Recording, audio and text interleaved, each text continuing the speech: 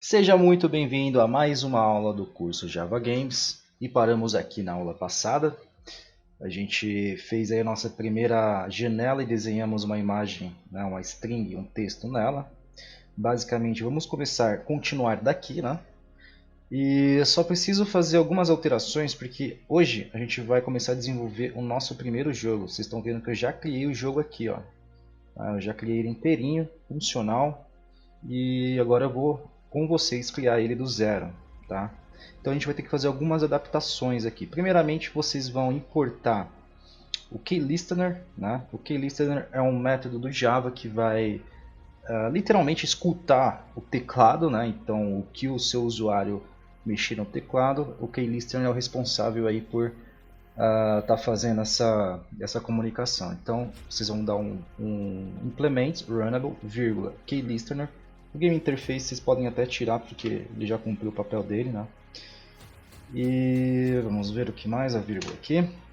Tá, outra mudança aqui vai estar aqui. A gente vai ter que adicionar isso daqui, né? Lembrando aí da referência. Não precisa desse ponto, né? Eu só coloquei o ponto, porque quando vocês não sabem os métodos de cabeça, você põe o diz, ele vai trazer todos os métodos referentes ao objeto que você está mexendo, né? Então não precisa desse diz aqui. Mas coloca add key listener, aí sim, como parâmetro a gente passa diz, porque a gente quer implementar esse método nessa nossa classe game, tá? Então, só que não vai ser nessa ordem, tá? A ordem correta, a ordem correta para não ocorrer nenhum tipo de bugs, até porque a gente vai trabalhar com o game restart, né? Restartar nosso game. Então, primeiro a gente joga o key listener, depois a gente vai jogar esse set preferred size new dimension. Não tem problema vocês deixarem aqui no caderninho, mas pode até tirar, né? Se colocar uma para fora aqui, né? Por exemplo. E a gente vai trazer ele para cá. Ele vai ser o segundo parâmetro aqui, a segunda função.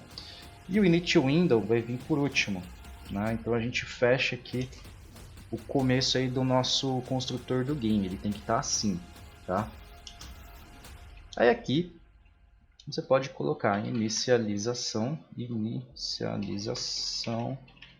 objetos. Que aí a gente começa a adicionar aí os nossos objetos no construtor game, tá? Então basicamente isso que eu preciso que vocês façam de ajuste. No mais, tá tudo certo. Nosso game looping aí funcionando 100%. Vamos ver o que mais. Nossa thread start, nossa thread stop, nosso update do game.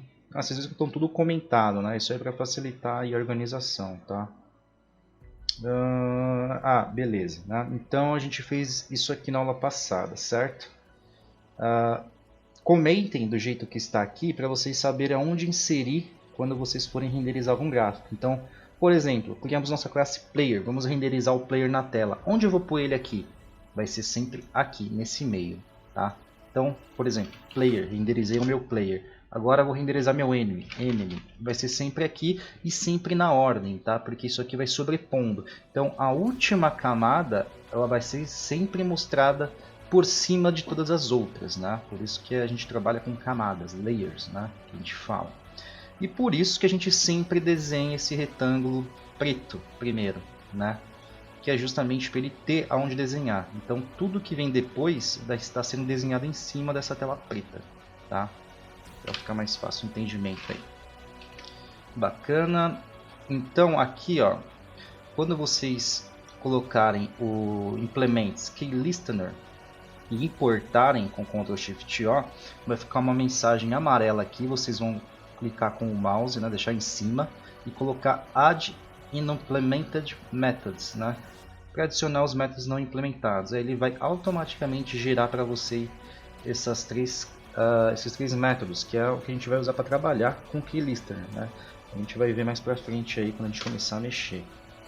Tá? Eu não sei se eu vou conseguir passar a criação completa do game nessa aula, porque é bem complexo, tem bastante complexo entre aspas, né? A lógica que a gente vai aplicar ela é simples, né? Mas é complexo no fator que a gente vai mesclar, misturar e usar tudo que a gente aprendeu até hoje, né? Então eu só vou demonstrar para vocês como ele está funcionando, né? Então tá aí o joguinho, tem um menu aí, menu simples, continuar, novo jogo, dicas, joguinho funcionando, resposta visual na tela. Não vamos mexer com o som, tá? A gente não vai criar o joguinho com som como ele está aqui, porque a classe de som ela é bastante complexa e a gente usa um outro tipo de forma de mexer com som aqui no Java. A gente poderia usar um mais simples, mas não é recomendável, inclusive porque está obsoleto. Então, essa implementação de som é um pouquinho mais avançada, a gente vê mais para frente, tá? A gente não vai recriar do jeito que está aqui. A gente vai criar, então, o que vocês estão vendo, né? Todo o visual, a dinâmica física e o menuzinho básico, tá? Então, no mais é isso. Vamos começar aqui. Então, a gente pode fazer o seguinte, já vamos criar um novo package. O módulo 3, aula 3, criação. Opa, o que está acontecendo aqui?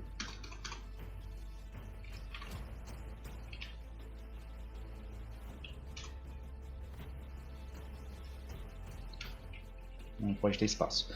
Criação do game Pong, que é o nome desse game, é estilo tênis, né, do Atari. E aqui a gente já arrumou nossa classe game, tá? A gente tá com ela prontinha para começar a trabalhar e começar a fazer um game baseado em cima dela. Um outro detalhe importante, mudem aqui para essa largura e altura da janela, tá? A gente vai trabalhar com essas escalas, tá? Justamente porque o objetivo agora é esse game Pong, né? Então você tem que trabalhar com uma... Bom, vocês podem fazer do jeito que vocês preferirem, mas toda a construção vai ser em cima, utilizando essa escala de janela. Então se vocês alterarem, pode ser que alguma coisa debug e dê errado. Então eu aconselho a deixar nessa escala aqui, beleza? Então a gente pode copiar nossa classe game que está completinha. Vamos inseri-la aqui. Beleza. E agora a gente vai precisar criar as classes que a gente vai usar. Que estão aqui, né? Vamos fechar isso aqui. Vamos fechar tudo aqui. E vamos dar início. Aqui então a gente vai precisar do nosso player. Player. Aí a gente vai criar um enemy. A gente vai criar nossa bolinha. Classe ball. A gente vai criar a nossa classe UI, que é a interface, user interface, é diferente daquela interface que a gente criou lá, isso aqui é user interface, tá? Interface gráfica. E agora a gente vai criar menu, né? Um sisteminha básico aí de menu. Estamos com as classes aqui, estamos com o game aqui, já funcional da aula passada, tá? Beleza. Então vamos começar a trabalhar aí com a nossa classe player, tá? E a gente vai setar então algumas variáveis, né, para começar a utilizar. A gente vai usar então as teclas, né, a setinha direita e esquerda do teclado para movimentar. Então a gente pode fazer já um public boolean, right, left, seria direita e esquerda. A gente vai ter que ter agora posições, né? Então, lembrando da aula de vetores, agora que a gente vai mexer com os gráficos e o jogo em si, então a gente vai precisar saber onde o nosso player está em referente ao eixo X e ao eixo Y, justamente para movimentar ele e também para ter a resposta gráfica na tela, né? Então a gente precisa criar aí esses vetores X, o Y, né? Que seria horizontal e vertical, e a gente também precisa da altura e da largura do player. Tá? Então a gente vai criar isso com public int x, y, width, que é a largura, height, que é a altura. Tá? Poderia ser qualquer nome de variáveis, mas lembrando de novo, vou sempre bater nessa tecla, usem nomenclatura de variáveis condizente com o contexto que você está programando, senão fica uma bagunça o seu código, você não vai entender, para prestar manutenção vai ser horrível. Então aqui a gente sempre trabalha com uma nomenclatura em inglês, acostumem-se a isso. Se vocês forem trabalhar em alguma empresa, desenvolver algum software em conjunto com alguém, toda linguagem de programação é feita em inglês. Então vocês precisam saber o básico da escrita em inglês. Tá? Você não precisa ser fluente em inglês, não precisa saber conversar em inglês com os outros, mas você tem que saber escrever e entender o inglês quando você lê. Tá? Então é isso. Agora vamos precisar também de uma variável para controlar a velocidade do nosso jogador, para dar uma dinâmica, né? E para implementar a posição dele. Então a gente vai usar uma public, dessa vez double, porque ela pode resultar em números quebrados.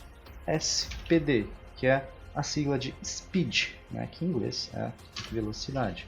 Vamos deixar ela padrão, por enquanto, como 3. Tá? Então, são as variáveis básicas que a gente vai utilizar por enquanto. Se precisar, a gente adiciona.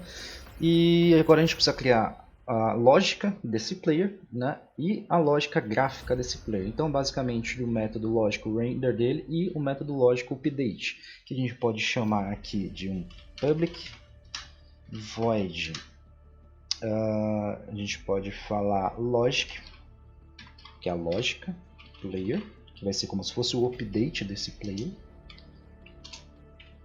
E a gente vai fazer um public void render, igual a gente tem lá na classe game. Né? Esse método aqui vai renderizar nosso player. E o método construtor dele, né? Então a gente faz um public player. Tá? Então, logo de cara a gente precisa passar algumas coisas aí no método construtor. Tá? Como a gente quer que ele tenha uma posição inicial, então quando a gente instanciar a classe player lá na nossa classe game, a gente já vai ter que passar uma posição inicial. Para quando iniciar o game, chamar o construtor game, vai chamar a classe player e vai chamar a posição exata do player, ele vai aparecer na tela para a gente. Então a gente passa parâmetros aqui. A gente vai fazer o seguinte, vamos passar o parâmetro inteiro x, inteiro y, que nada mais é do que os vetores. Então, quando a gente instanciar a classe player, a gente obrigatoriamente vai ter que dizer quais são esses valores aqui, que é para iniciar o player no local que a gente quer. Tá? Então, aqui, como a gente está trabalhando variável no método e a gente tem variável aqui na classe, então vamos ter que referenciar e dizer que elas são iguais, né? Senão vai dar confusão com o Java. E a gente faz uso do dis, já vimos isso. Então a gente fala que dis.x é igual a x, porque a gente quer usar o mesmo valor para a classe player, né? Dis.y é igual a y. Simples assim, tá? Não tem mistério o dis. Tá? E aqui a gente pode trabalhar com o width e height também. A gente pode fazer o seguinte, além de referenciar o width e height, na verdade nem precisaria referenciar, porque aqui a gente já vai setar ele aqui. Então a gente vai dizer que a nossa largura do player ela vai ser 120. Como a gente está trabalhando com 450 por 580, isso aqui vai estar bom. E nosso height ele vai ser 10. Que altura? Então, perfeito. Aqui a inicialização do player, o construtor, está feita, não vai ser precisado mexer por enquanto, tá? A não ser que a gente adicione novas funções ao game. Agora, vamos referenciar a parte lógica dele, que é a movimentação, o que ele vai fazer, enfim. Né? Basicamente, quando você pressionar uma tecla, a gente tem que responder com a lógica do player. Então, a gente começa as condicionais if. A gente vai querer, caso, né, se o nosso usuário apertar a tecla right, que é a direita, a gente vai ter que mexer esse player de algum jeito. Tá? E como eu faço para mexer esse player? Né? Então, ele está indo para a direita, ou seja, ele está indo ali na horizontal. Né? A movimentação do player e do N vão ser sempre na horizontal nesse estilo de game, tá? Que é da esquerda para a direita, certo? Então, basicamente, o vetor que a gente vai estar mexendo é com o X. Então, é ele que a gente tem que incrementar. Então, a gente pode falar que X é igual a X, que eu tenho que pegar a posição dele e adicionar o que? A velocidade, né? Que seria o speed, o SPD. Tá? Então, assim, para vocês entenderem melhor o que está acontecendo aqui. Peraí, deixa eu ver esse erro aqui. Tá. Aqui ele tem que ser inteiro, né? A gente está trabalhando com inteiro no XY e estava doble aqui, então não ia dar certo. Então tem que ser inteiro. É que na realidade o nosso enemy e nossa ball, elas vão usar a variável speed, né? Em doubler, porque eles sim vão ter números quebrados. O player não, ele vai ter que ser inteiro. Então basicamente a gente pegou o X e incrementou, né, a velocidade, né? Porque aqui basicamente X, aí ele vai ser igual à posição que está atual no X mais o que a gente tem de speed, ou seja, ele vai se mover a cada 3 pixels, né? Essa vai ser a velocidade dele, tá? Então se a gente aumentar esse número aqui, mais rápido ele vai se mover, tá? Agora a gente podia escrever isso de uma forma mais simples, que é x mais igual, tá? Dessa forma aqui é uma forma mais compacta e simples aí de escrever a mesma coisa que a gente já tinha acabado de escrever, tá? Só para vocês saberem. Bom, e voltando, né? Então agora a gente tem que fazer a lógica para a tecla esquerda. Basicamente a mesma, só que ao invés de aumentar o x, a gente diminui o x. Lembrando, o vetor x e o vetor y começa sempre canto esquerdo da sua tela. É da esquerda para a direita que os vetores começam. E sempre começam na posição 0. Né? Então, se eu quero mover o meu jogador para a direita, eu tenho que aumentar o meu x. Tá? E se eu quero mover para a esquerda, eu tenho que diminuir o meu x até chegar a 0. Tá? Então, basicamente, x menos igual speed. A mesma lógica que a gente está aplicando para mover. Basicamente isso, tá? Beleza, então só para a gente ver começar a acontecer na tela, vamos já fazer o seguinte, o render desse player, né? Então, a gente vai fazer... deixa eu pensar... acho que a gente pode usar aqui uma cor azul, né? Então a gente vai usar a técnica que a gente já sabe, aliás, já sabe não, que eu não cheguei a passar para vocês, eu passei o Draw String, né, que é para desenhar a string. Então para a gente desenhar, na realidade eu acabei passando porque o desenho da tela em si é um fill rect, né, que é o que a gente vai usar. Tá? Então a gente pode fazer, primeiro vocês passem o graphics aqui, que a gente vai usar, né, graphics. G, para a gente poder utilizar essa sigla de Ctrl Shift O para importar. Sempre importam java.awt, que às vezes vai ter alguns métodos e algumas funções que vão dar vários tipos para você acabar importando. Então sempre awt, tá? Aqui a gente vai fazer o seguinte, vamos setar primeiro uma cor para ele, usar azul, né? Set color, então, set color. Aqui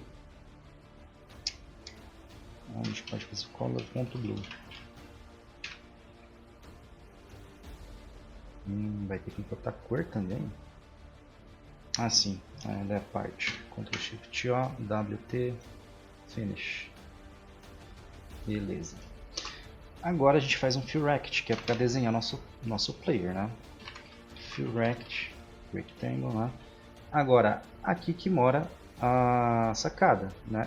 Veja que ele já trouxe, né, as posições das nossas variáveis, então vai ser dinamicamente construído na tela, né? Então, quando a gente chamar, ele obrigatoriamente vai ter esse width, né, que é essa daqui, e esse height. Então a gente pode até agora referenciar, para não dar nenhuma confusão aí.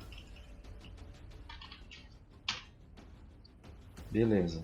E o XY a gente vai passar lá na hora e isso aqui vai estar sempre mudando, né? Então por isso que a gente trabalha com as variáveis. Então vamos colocar a lógica e o render lá na classe game. Primeiro instanciar. Cadê? Aqui. Então player.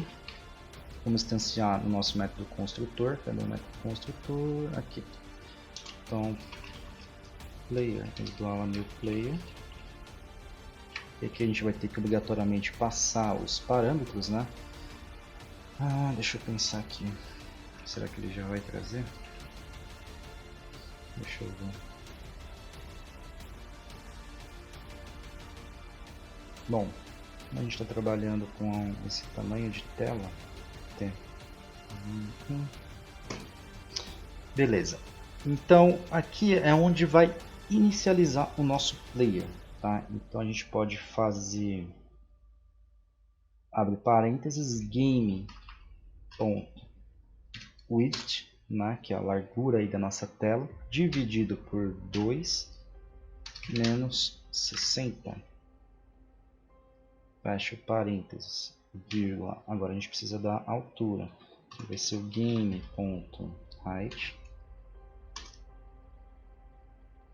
menos 50. Vamos colocar para renderizar e ver se ele vai ficar na posição correta. Que ali eu meio que estou chutando. Beleza. Então a gente faz aqui um player.render. Bacana, Ctrl S. Vamos essa opção para debugar. Então sempre que a gente quer debugar a gente usa isso aqui. Beleza. Bacana. Então tá, o nosso player está na posição que eu queria. Tá? Legal. Agora vamos dar um movimento a ele, né? Então aqui na classe do KeyListener é onde a gente adiciona aí tanto a movimentação para a direita e para a esquerda que a gente criou. Só deixa eu ver uma coisa aqui. Tá. Aqui vai ser basicamente o seguinte, vamos criar uma condição para caso o jogador aperte a tecla direita e esquerda da mesma maneira que a gente fez lá. Só que a gente adicionou uma variável booleana, né, verdadeiro ou falso, para ativar aquela lógica, certo? Aqui provavelmente vai vir assim, args ou alguma outra coisa, troquem para e, para a gente usar essa variável e mais fácil. Então a gente abre aqui uma condição. Então a gente põe o i.get, o key code que a gente quer, get key code, isso. Então se o key code que ele pegou foi igual ao evento, que aí é key event, o evento de key.vk, e aqui a gente vai usar a tecla do teclado write, mais fácil escrever, write, tudo em letra maiúscula nessa parte aqui, tá galera? Então, caso o evento da minha tecla que o código pegar for direita, a gente fala que aquela nossa variável é verdadeira. Então, player.write igual a true. Beleza, dessa maneira aqui, ele vai se mover quando eu apertar a tecla. E else if, né? O caso contrário, se for para a esquerda, opa, não é assim. A gente pode fazer o seguinte.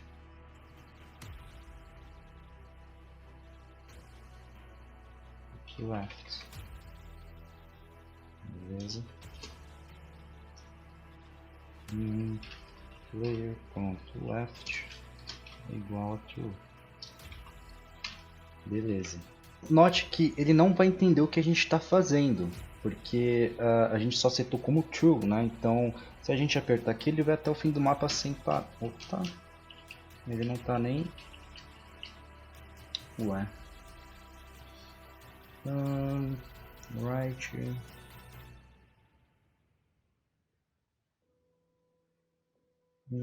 Aqui tá certo. Estranho. Acho que eu já sei o que é, galera. É o seguinte, ó. A gente vai trabalhar com esses objetos tudo em estático para a gente controlar aqui pelo nosso game. Então, isso que faltou. Cadê o nosso player aqui? Então, public static player, tá? Senão ele não vai conseguir acessar essas variáveis. Vamos ver se agora vai. Ainda não. Deixa eu chamar ele pelo game. Tá.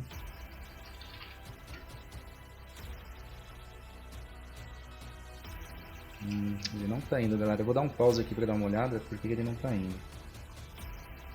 Bom, na realidade vamos tentar achar junto porque é interessante vocês verem como você debuga um código através de problemas, né? Então a gente dá um sysout aqui. Estou pressionando direita.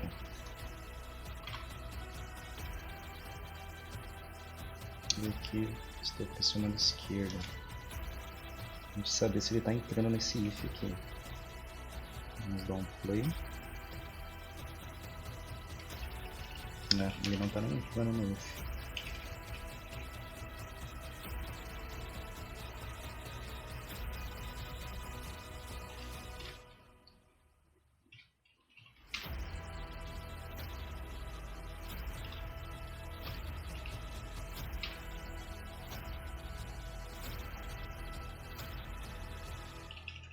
Deve ser alguma outra coisa. Bom, pessoal, eu dei uma pausa aqui para achar o erro. Na verdade, eu ainda não achei, mas eu sei qual que é. Eu deixei para fazer com vocês aqui, para vocês verem quão importante é prestar atenção nas etapas, tá? Primeiro a gente pode voltar aqui para Dobler, tá? Aquele probleminha que estava dando é porque justamente a gente estava utilizando essas boolean aqui, né? E a gente não tinha definido elas lá, não tinha utilizado elas ainda. Como a gente já chamou elas lá no game, então não tem problema.